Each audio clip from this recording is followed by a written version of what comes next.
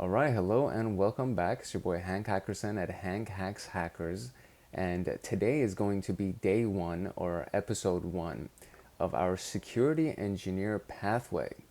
This is a part of TryHackMe's outline, and so we have our introduction to security engineering module, the threats and risks module, the network and system security, software security, and managing incidents. And this is going to be a good one. I can feel it. Today's episode is going to be on the introduction of the course, at the pathway, and we're gonna do a dive into all of these different topics. So obviously the intro, what is a security engineer, core responsibilities of a security engineer, continuous improvement, additional roles and responsibilities, walking in their shoes, which seems to have a site attached to it, and of course the conclusion. All of these things are going to be time stamped inside the description section below, so you can skip around if you need to or refer back to certain sections if you need to. And I do that for all the videos, so just to make it a little bit easier for you. And that's pretty much it. If you are studying for your security engineer or security analyst or pen test plus or ethical hacker, any of that stuff, I encourage you to like, subscribe, and turn on the notification bell so that you get notified the next time a video comes out, because that's literally all we talk about on this channel. I love Network Chuck, and I actually kind of decided to do this because I learned so much from Network Chuck in networking. So this channel is going to be specifically for security engineering and security analysis and hacking and everything that has to do with the world of cybersecurity. And so this will be a good resource for you if you're planning on specializing in security.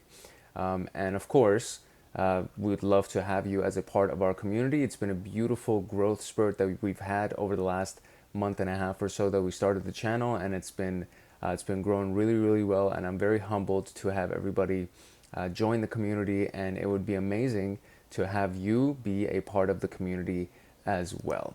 So without further ado, let's jump into the introduction of the security engineer intro room.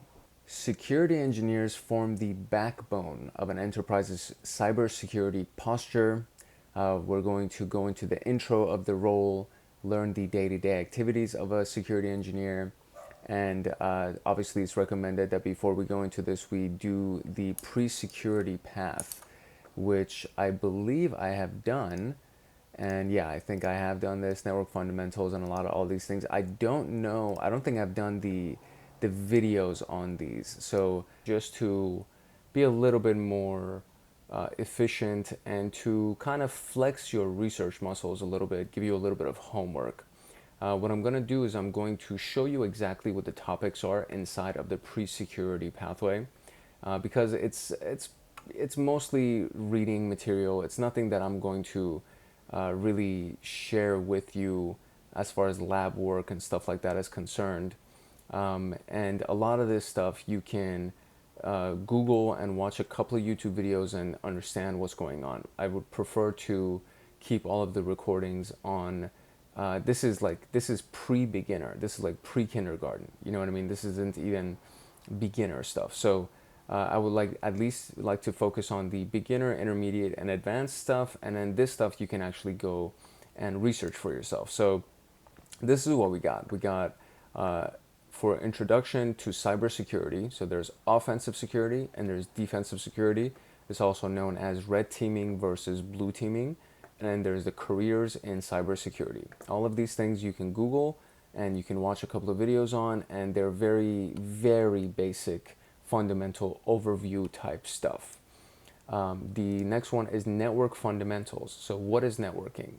Intro to the local access network, the OSI model, the packets and frames concept, and extending your network. So the basic, what is networking? The fundamentals of computer networking, bite-sized and interactive module.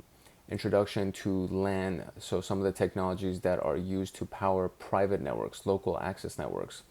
The OSI model, the fundamental networking framework that determines the value stage or various stages in which data is handled across a network. So this is the, layer 1 through 7, the physical layer, and what is it? It's please do not throw sausage pizza away. So the physical layer, the data link layer, the network layer, that's what the acronym is. Please do not throw sausage pizza away. That's how I remembered it. And you have packets and frames. So basically how data is divided into segments and how it's transmitted or transferred across a network or the internet to get to other devices. And then extending the network, the technology is used to extend networks out into the internet and the appliances that are used for that. Then you have how the web works. So you have DNS, HTTP, how websites work, and putting everything together. And all of this, again, you could just do some basic Googling and some YouTubing, and you'll get all that information. Then we have Linux fundamentals. So this is more of a very, very basic, like super introductory level to Linux. So how to navigate a system, what Linux actually is, and how to use SSH and stuff like that. And we've done this so many times inside of labs that you will get to see all of the command structure. And there's, we've done a lot of Linux videos already. So you can just go through any of those Linux videos.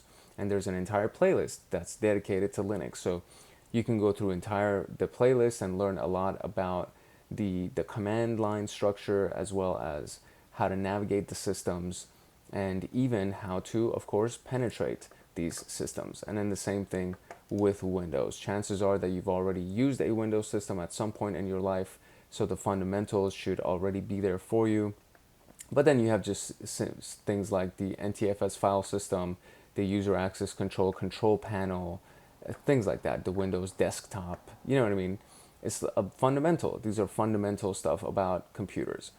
Part 2 goes through the system configuration, the user access control settings, resource monitoring, Windows registry, and then part 3 goes into the built-in Microsoft tools to keep it secure, Windows updates, Windows security, BitLocker, and more. So these are the rooms that are covered inside of the pre-security pathway. And I thought about it, and I was like, I could just do a bunch of recordings on this, but it would honestly, I think it would be better if you first flexed your research muscle and kind of learned how to go find information on your own, because none of this stuff is going to be spoon-fed to you when you go into the real world, and you need to learn how to research and learn things yourself. But then the other part is it's so basic. It's so basic that it kind of feels like it would be a waste of time to do these things. So I could kind of like just record it, just to have more content spit out, and so just put more videos on the channel, but it feels like it's doing a disservice to you. So I would prefer to focus on more of the not like, this is again pre-security, pre-kindergarten, right? I would prefer to at least focus on kindergarten and above kind of a thing, and give you the foundations of the beginner stuff, the introductory stuff, as well as the intermediate and advanced stuff. So I know I said that I was going to do an entire recording on this series, but you got to go do some homework and flex your research muscles and get a little bit good at that, and that's it. So we can actually go into the remainder of the recording that you see right now, and obviously this has been finished. So I recorded this piece after I finished recording this thing, and now I'm going to plug it into the intro of the recording so that you get to hear that little message. But I recorded after the entire recording, the first part of the recording was done. So the power of editing. Learning objectives here are going to be, what is the need for security, or why does the need for security engineers arise? What are the qualifications required to become a security engineer, and what does a security engineer do in a typical day of work? So that's what we're going to be talking about in this room specifically. So it's, as it says, it's an introductory room. So we're just going to get an understanding of the role, what the day-to-day looks like, and we'll take it from there. All right, what is a security engineer, and why do organizations need security? So as the internet transforms and how organizations work worldwide, it also brings challenges. While there is no doubt that technology has made the life of organizations easier by opening new avenues of collaboration and innovation, we often hear about organizations getting hacked and losing customer data, getting ransomed. This was something that happened to MGM Grand a couple of months ago, where they got held at ransom. Their systems got hacked, and it was a really, really big deal. And I think they had to pay the ransom, otherwise they would have not gotten their systems back. So that was a really big deal. And the average cost of a cyber attack is $4.6 million. So any kind of a cyber incident that happens, it's a really big deal, and it's very expensive for companies. So in responding to these types of threats, organizations can either go back to the old way of doing business without getting any aid from modern technology, putting them at a disadvantage against their competitors, or they can move forward and ensure the security of the digital side of their business. And just like any organization will protect its physical assets and dedicate whole departments to them, a company's digital assets must also be secured. And we can note here that organizations do all of this to ensure their primary goal is achieved without hindrance. And enter the security engineer. So that's where we come in. Keeping in view the above mentioned need for security, organizations hire security engineers. In order to hire a security engineer, an organization perceives a security engineer as someone who does the following. So owns the overall security of an organization, ensures the organization's cybersecurity risk, devises strategies and creates systems that minimize the risk posed by cybersecurity threats, periodically conducts tests and audits to ensure the robustness of the cybersecurity posture, identifying weak points, preparing for mitigations in case anything happens, develops and implements secure network solutions, architects and engineers trustworthy, reliable, and secure systems, collaborates and coordinates with other teams to establish security protocols across the organization. So that's the basic overview of a security engineer. And the qualifications that are required typically are this, right? So you have 0 to 2 years of experience with IT administration, help desk, network, or security operations. Although I'm going to say that this is probably a little bit more now because the industry has gotten pretty competitive and there are a lot of people that are going into cybersecurity. So companies usually work for somebody that has at least a couple of years of experience. I can't imagine that they would hire somebody that has 0 years of experience. Basic understanding of computer networks, operating systems, and programming, basic understanding of security concepts such as governance, risk, and compliance. And all of these things are important. They're kind of like qualifications, prerequisites to become a security engineer. So who ensures that an organization's cybersecurity risk is minimized at all times? And we're going to venture a guess here and say it's the security engineer. So there we go. That is the overview of what a security engineer actually is. So let's talk about the core responsibilities of a security engineer. All right, asset management and asset inventory is the first major one. So first you need to know what assets you have, and then you need to know how to manage those assets. And to maintain an organization's asset inventory is one of the big key roles. In terms of SciSec, this means that managing and maintaining an inventory of an organization's digital assets, and that could be a very wide, all-encompassing kind of a phrase. So you can, security engineers can only own an organization's security if they know what assets the organization has. They must also ensure that this asset inventory is regularly maintained and updated and includes all the required information about assets, such as the asset name, type, IP addresses, physical location, places in the network, applications running on the asset, access permissions, so on and so forth. And the owner details. This is kind of a big one too, because you get to reverse engineer. If an incident happens, you get to kind of look at the owner of the asset and be like, oh, there was only 2 people that are supposed to have access to this. So let's go and talk to those people and see if, something happened recently, or so on and so forth. So it helps you. All of these things are very, very important to be able to understand what happened inside an incident and how to respond to it, right? How to mitigate, how to take care of it. And digital assets can become, it could be a file, and it could be a system, it could be a software, it could be anything. So everything that has to do with a digital component of a business, it literally could be a digital asset. It could be a spreadsheet, you know what I mean? And this is cool as hell. This is like a very interesting visual. I kind of imagine myself being like the person standing in front of a giant computer screen looking at all that. I mean, and he looks military too, his posture and everything. He just looks like a freaking boss, this guy, whoever this guy is. Okay, so security policies is another thing. An organization needs robust security policies to maintain a sound security posture.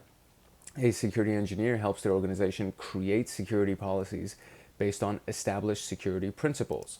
So let's see where this goes. Security principles is another room here that it's seeing. I think I haven't, this is probably part of the path that we're on right now, so I'm not going to skip ahead right there. But that, it's interesting that, yeah, security principles is the next one. They refer to these rooms all in, like, it feels like this should have been covered first or something. Whatever, we'll talk about it later. So these policies are then implemented organization-wide, and the security engineer ensures that the implementation follows the letter and spirit of the policies. Sometimes a need arises for granting exceptions to the security policies. In such scenarios, the security engineer consults the security principles to allow or deny exceptions and suggest mitigation steps. Secure by design. A security engineer ensures that the organization is secure by design. The engineer understands that the security posture receives the most return on investment if it allows a security by design philosophy, or if it follows one.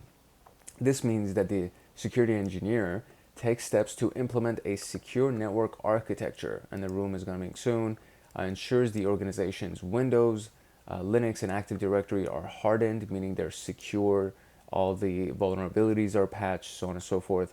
And software development follows the secure software development lifecycle, which I think is probably also right here somewhere. Security software, well, we'll see. I don't want to. Secure software development, is it in here anywhere? Is it in here anywhere? Oh, maybe it's like, oh, so maybe this is an external source. So let's see what this is. No, it's a different, it's an actual room here. So we're going to be talking about all these things because I haven't done this. So I'm going to have to go through it. So we're definitely going to record it.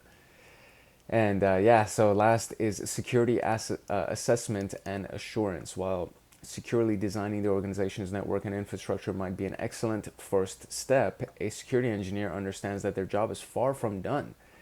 They understand that the security is hard work and it requires continuous effort. While a security engineer must ensure everything is done correctly, a compromise requires that one loophole to be successful.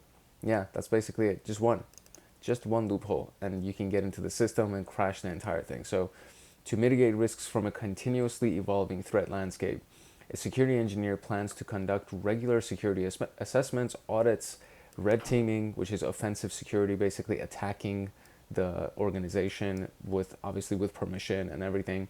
Purple teaming, which is a combination of blue team and red team coming together and coordinating everything to continuously improve the security posture. While security engineers might not be performing assessments and audits themselves, they are primarily involved in helping schedule these activities, creating requests for quotations for external parties to perform these activities, and helping prioritize and implement the findings from those activities. So what are details about an organization's digital assets such as name, IP address, and store owned? This is in their asset inventory. Sometimes security policies can't be followed because of business needs. What avenue does a security engineer have to fulfill business needs in these cases? And that's the exceptions. So the security engineer looks at the exceptions in those cases, and what philosophy, if followed, provides the most return on investment. And that would be the, I remember it right here, security by design, right? Secure by design, that's what it is. Secure by design. And we got it. All right, so let's move on to continuous improvement. Continuous improvement has a few line items here. It's not a one-time job, obviously. It's continuous. So ensuring awareness. A security engineer might be tasked with maintaining a certain security awareness level in the organization. Humans are the building blocks, and is often said humans are the weakest link. I've said this so many times. A security engineer periodically runs awareness sessions targeting primarily social engineering attacks to ensure that humans don't make mistakes that can compromise an organization's security. Awareness sessions are also organized for specific teams to ensure they follow security principles related to their idea of expertise, like secure software development or secure network architecture. Managing risks. The executive management of most organizations looks at security from the lens of minimizing risk. Security is essential to business because ignoring it can result in operational disruptions, data leakage, lawsuits, any other stuff. Therefore, a security engineer is often tasked with identifying security risks, determining their likelihood and impact, and finding solutions to minimize those risks. It might be noted, or must be noted, that eliminating all risks might not be possible when running business operations, because sometimes it costs way too much money, or sometimes they just rely on old systems, or there's a number of reasons why you can't eliminate all the risks. And a decision has to be made to accept a risk, or it's also called mediation of a risk, I think. So when you do risk acceptance, buying insurance can be a version of accepting risk. So the security engineer might perform some mitigation actions to lower the risk. Accepting or mitigating risk is always often a business decision, and a security engineer acts as a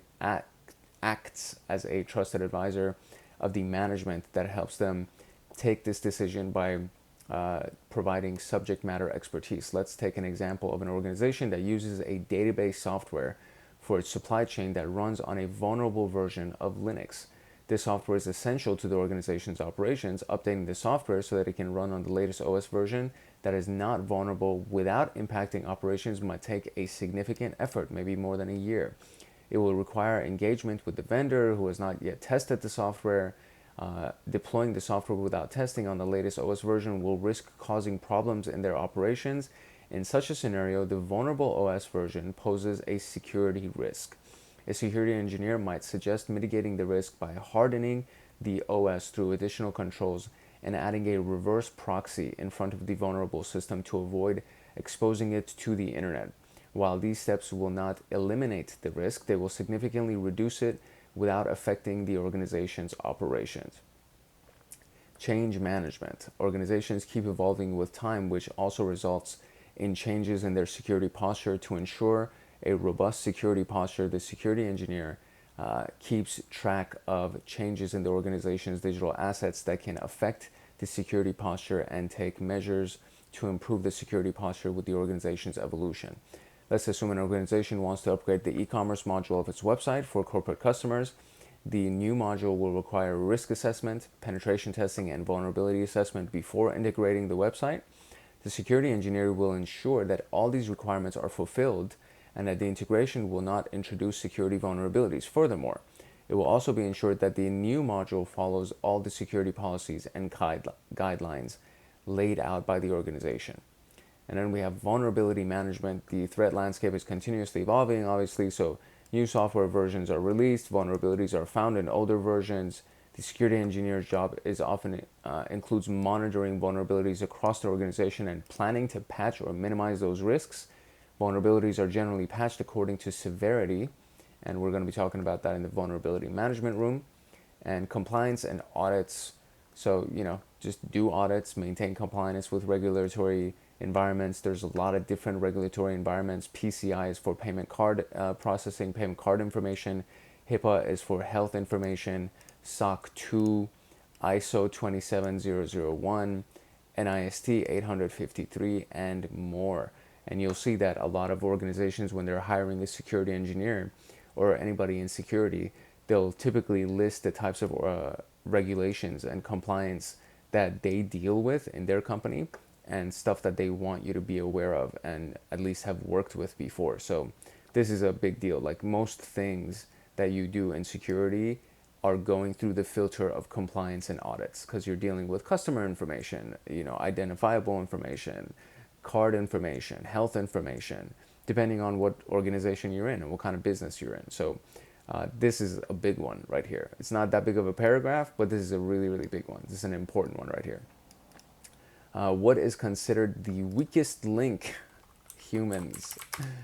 An organization's security evolves with the organization. What helps a security engineer keep the organization secure through these changes? And that is called change management.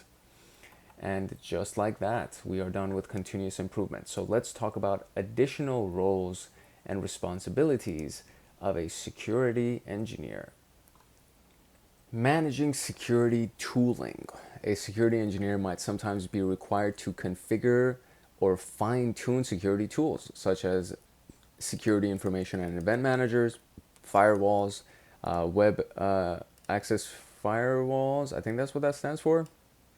No, I forget what WAF stands for. Let's look into that. WAF, cybersecurity, web application firewall. That's what it was. EDR, endpoint detection and response, and more. So in some organizations, that might also be the primary responsibility of a security engineer. In such a role, a security engineer might also be making decisions or providing input to the decision makers about tools to procure based on the organization's requirements and the engineer's assessments of competitive tools. Tabletop exercises are often conducted to gauge the operational readiness of an organization. Certain scenarios are identified to be exercised, and security team members must explain their respective roles in the scenarios under discussion. For example, a scenario might include the compromise of an endpoint device through a phishing email. All the team members will then explain their respective steps per organization playbooks. The security engineer is sometimes required to conduct these exercises. Disaster recovery and crisis management. Robust security posture requires organizations to plan for untoward incidents, disasters, or crises. So literally like a flood or a fire or a hurricane, something like that. In any such scenario, the top priority of the executive management is maintain business continuity. A security engineer might be involved in disaster recovery, business continuity, crisis management planning, and as a part of the different compliance frameworks and the organization's internal policies. The role of a security engineer in these areas might differ based on the organization. So it could be as simple as having a redundancy, which means basically a duplicate system or a duplicate database that has everything, just in case the primary one goes down, that you have the backup running. And that could, it could save money, it could save headaches, it could save time, energy, a lot of stuff just by having a redundancy, just a duplicate of the system. And big cloud providers like Google and Amazon understand this, and so their server warehouses have redundancies in multiple locations in multiple regions across the world. So the United States has multiple redundancy locations that have a bunch of different servers sitting inside of a warehouse. And when you design your web portals or your applications, you can choose which specific warehouse you want your stuff to be housed in. But just in case shit hits the fan, you have a backup for a redundancy to another warehouse just in case that warehouse goes down, so that your website and things like that don't crash and you don't lose business. So it's very simple concept to have a duplicate of a system, and it's super powerful, but most people don't do it. And it could be as simple as if you house all of your client information in physical folders inside file cabinets, and you don't have a digital backup of those things in a hard drive, and something happens and your building burns down, now you've lost all of your client information. That's ridiculous. It's crazy to think about, but that happens all the time.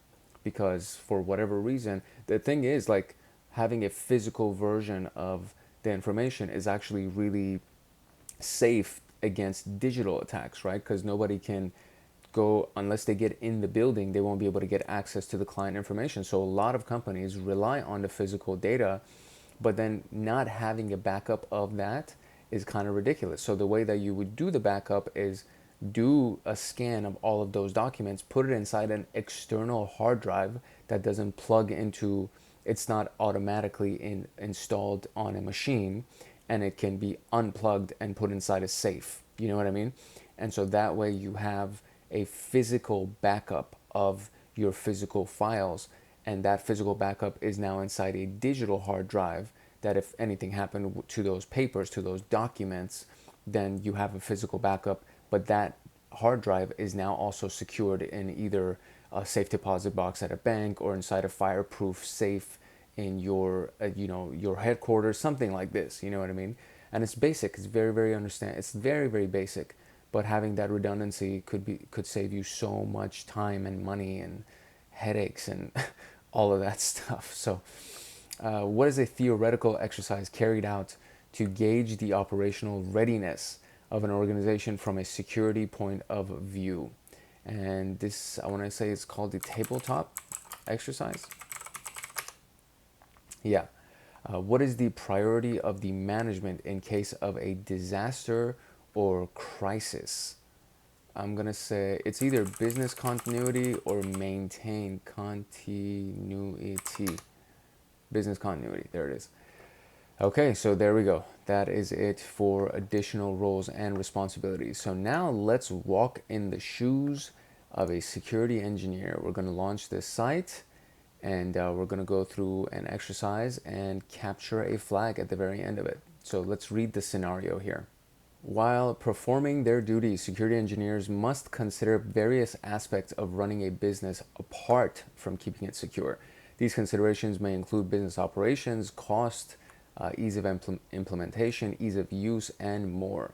Although the most secure system is the one that is shut off and disconnected from power, or living on a hard drive that's in a safe somewhere, right? Such a system doesn't achieve any business objectives. Hence, a security engineer must consider business objectives and security when making decisions. So to experience what we got to do, we're going to go through this exercise and see what we can do here. So let's see if I can zoom in on this side. Excellent. So the site shows an email client showing the inbox of a security engineer. The inbox has several unread emails. Each unread email will be one of the tasks that the security engineer has to perform. So let's go through them. So we got two right here. So the one that came at 5:12 a.m., we're going to go through that. So from the external auditor, and it says external audit non-compliance report. Hi, external auditor performed an audit of XYZ Inc. Please find attachment please find attached some observed non-compliance for your perusal. And so this is it. Please read the audit non-compliance report and select one of the available mitigation options to mitigate the non-compliances according to the information. Please keep the ease of use, ease of implementation, cost, and improvement in security posture while selecting the answer. Select the answer that best suits the above mentioned criteria. So here is our non-compliance report. So we got observation 1, all assets should have latest operating system security updates installed. Though most systems had the latest OS security patches, some legacy systems that supported XYZ Inc. older hardware didn't have those security updates. These systems are older, and installing security updates on them might break the functionality of these systems. So it says install security updates. That won't work because it'll break functionality probably. Keep it as it is. Might not be a good idea. Rebuild the legacy servers so that they don't break with security updates. That could be very expensive and time consuming. Restrict accessibility of these servers to only required usage. I'm going to say this is the one right here. Observation 2. So all network communication, user activity, and security device logs shall be aggregated in a single platform, which is a SIM, and monitored continuously. The observation XYZ has some assets in the cloud and other assets on premises. It was observed that the cloud assets were not integrated with the SIM, which is present on premises. The logs from the cloud are not integrated with the SIM because this will require enabling internet access, which is not desirable. Okay, so aggregate cloud logs in a single place. Forward the logs from that place to on-prem network using a restricted tunnel. Okay, keep it as it is, probably not. forward cloud logs to SIM regardless of concerns. That's not going to happen. Rebuild applications on the cloud to on-prem or vice versa. I'm going to say this one. And that is indeed correct. So we handled that. And so now let's go to vulnerability assessment and pen testing report. External pen test vendor performed VAPT of virtual advanced persistent threat. I think that's what that is. Of our external facing infrastructure. Please find the report. Please read the report and select one of the available mitigation. Please keep the use, yada, yada, yada. Okay, here we go. All right, so vulnerability 1, the Oracle backend DB server, Oracle MySQL vulnerability, CVE 2022-21-417. Vulnerability in the MySQL server product of Oracle MySQL component InnoDB, Inno database. Supported versions that are affected are 5.7.37 and prior, and 8.0.28 and prior. These are supported versions that are affected. I see. Easily exploitable vulnerability allows a high privileged attacker with network access via multiple protocols to compromise the server. Successful attacks of this vulnerability can result in unauthorized ability to cause a hang or frequently repeatable crash, which is a denial of service of the server. And this is the base score 4.9, which is not that bad, but it's noticeable. The CVSS vector is 3.1. The availability, so attack, the attack vector, I think is network level.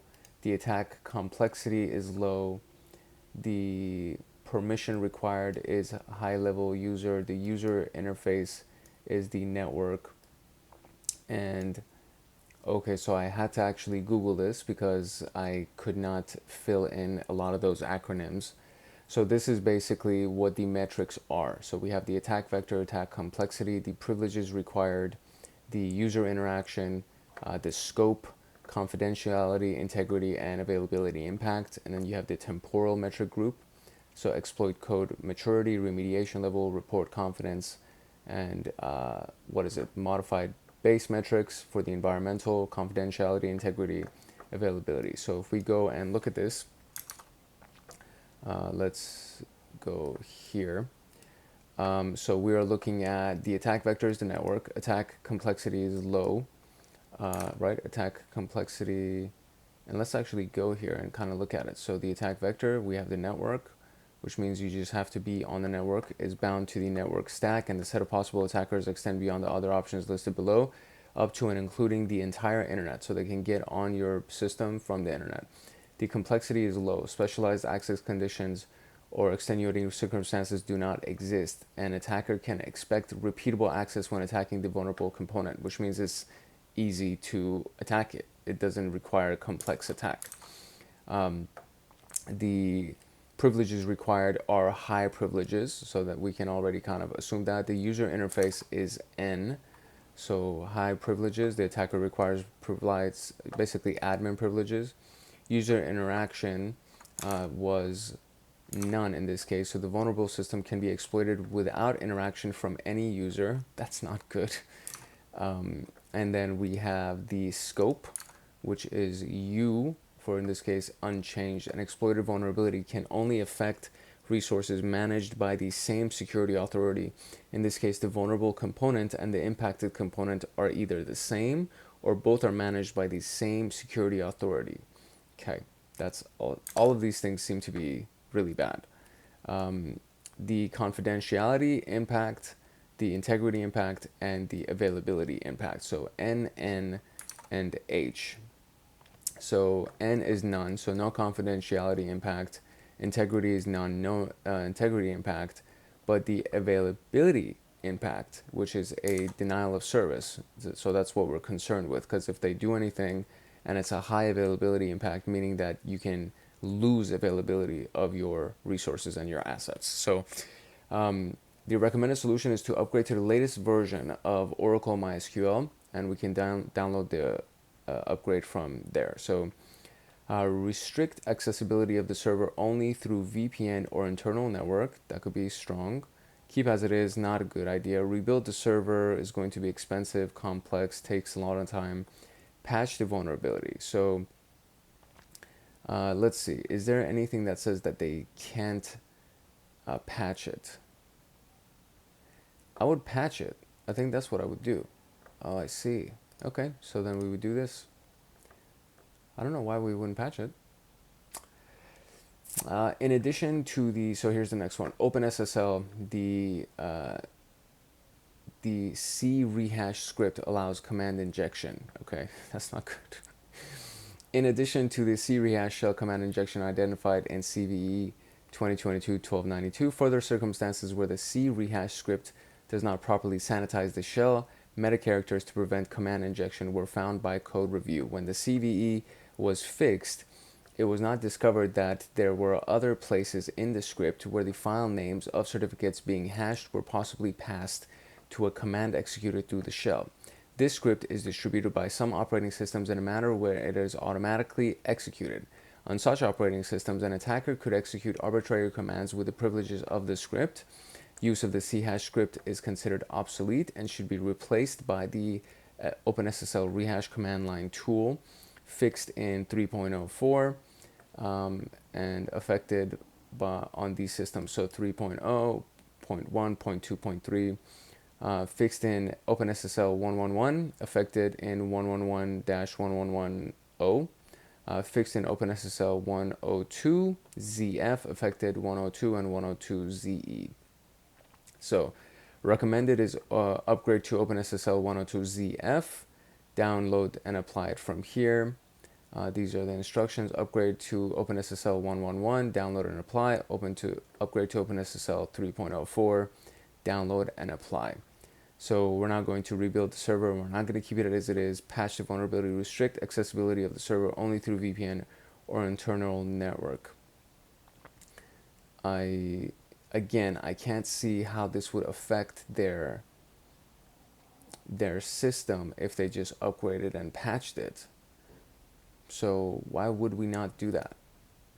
And we have to restart the whole thing because that's also wrong. That's so crazy that we would do that. That's insane. I can't imagine that would be a thing.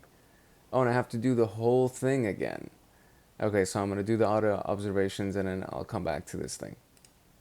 All right, so we're back on this now, and this would be the only other option, restrict access. Why would we not patch the freaking vulnerability? I don't understand. Okay, all right. Vulnerability number 3. A carefully crafted request body can cause a read to a random memory area, which could cause the process to crash. This issue affects Apache HTTP server 2452 and earlier. Recommended would be to go from 2.4 to go to greater than or equal to 2.4 and to less than 2.53. Upgrade the Apache to 2.453. Apache HTTP version allow download, and then many platforms and distributions provide pre-built binary packages from the server. These pre-built packages are usually customized and optimized for a particular distribution. Therefore, we recommend that you use these packages if they're available for your operating system. So rebuild the server, keep it as it is, definitely not the case. Patch vulnerability, I don't know. Restrict access to the server only through VPN or internal network. Let's try this one, because I knew these motherfuckers were going to change the answer, man. I'm so pissed about that shit. So we're going to patch the vulnerability. That's, bastards. Fine, we got the answer. I did it because they always made us like request the other thing. You know what I mean? They would give us, no, do it through a VPN. And I was like, okay, so maybe this is the pattern. But of course they're going to throw us for a loop at the very end. Of course they are. Of course they are. Why wouldn't they? Okay, so let's go into the conclusion. All right, so that was a brief intro to the day-to-day of a security engineer. Owns the responsibility of the cybersecurity, ensures the system and infrastructure, helps maintain security posture, takes additional roles and responsibilities, and we're going to go into security principles to learn about the principles that form the foundation of engineering. So it was awesome. I liked it. We are getting more advanced as we go along, so this is actually very, very cool. lab. So that was it for the security engineer intro room.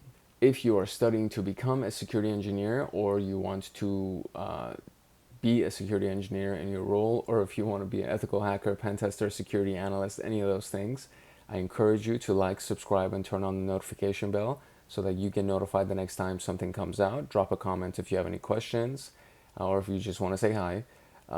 Everything that we talk about on this channel has to do with cybersecurity, ethical hacking, security engineering, and all that stuff. So this will be a valuable resource for you for your certification exams, as well as everything that you do on a day-to-day when you go through your job as a security professional. So that is it for this room. It's your boy Hank Hackerson at Hank Hacks Hackers, your favorite network and system attacker / protector. And this was day 1, episode 1 of the security engineer pathway. And we are going to go into day 2, episode 2 in the next one, which we're going to be talking about security principles. So stay tuned. Peace, love, and chicken grease. If no one else loves you, Hank loves you. I'll see you in the next one.